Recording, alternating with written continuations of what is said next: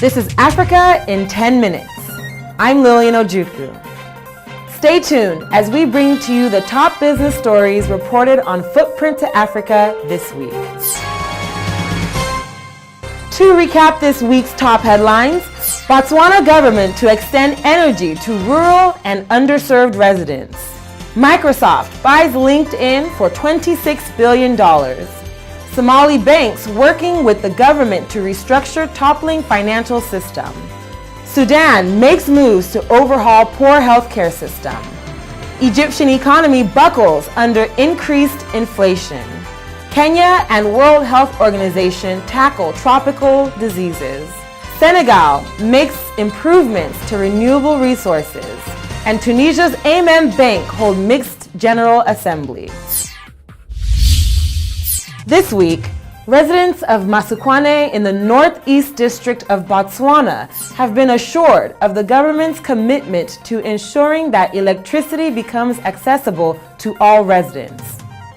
Speaking in Masukwane this week, President Lieutenant General Dr. Seretse Ian Kama stated that Botswana Power Corporation, or BPC, would be availed funds to increase the number of transformers to ensure that no Botswana failed to benefit from the standard electricity connection fee of 5,000 pula.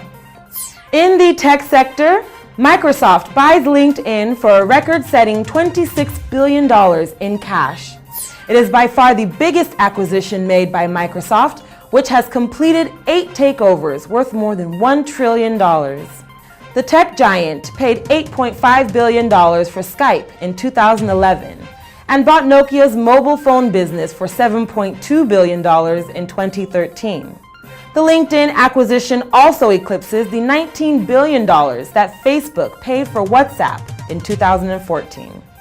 Now in Somalia, the past 2 years have seen closures of bank accounts of Somali remittance companies by many banks in the US, UK, Canada, and Australia due to the purported risk of money laundering and links to terrorism. The bank is now working with the federal government of Somalia to ensure the continued flow of remittances, a crucial source of income to people in the Horn of Africa country. In Sudan this week, Federal Health State Minister of Sudan, Dr. Sumia Idris, held crucial talks with the delegation of Opioid Medical City concerning the inadequate healthcare environment of Sudan. The delegation was joined by the governor of North Kordofan State, Ahmed Mohamed Haroun. The Opioid Medical City will include hospitals for treatment of cancer, heart, kidney, and surgeries. The program is in its developmental phases and is working in collaboration with the Sudan federal government.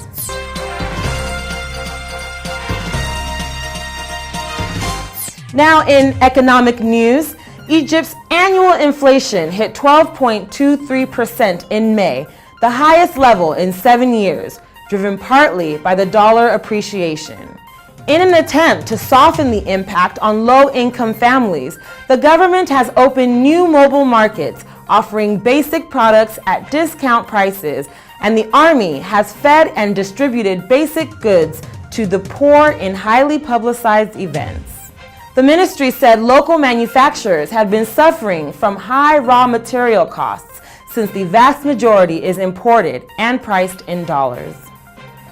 Now over to Kenya. The Kenyan Ministry of Health, in conjunction with multilateral agencies and pharmaceutical industries, launched a 4-year strategic plan to revamp and restructure the fight against neglected tropical diseases, or NTDs. Statistics from the World Health Organization indicate that 1 billion people are affected by neglected tropical diseases in 49 high-risk countries, a fair majority of whom are in sub-Saharan Africa. Now into Senegal. Senegal plans for 20% of its energy output by 2017 to come from renewable sources.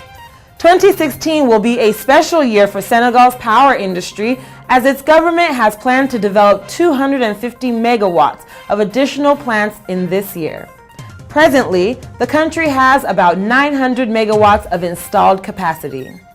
And finally, in the banking sector, Amen Bank of Tunisia will hold a mixed General Assembly where its shareholders are to vote for or against a capital increase of 10.1 million dinar or $4.6 million by the end of 2017.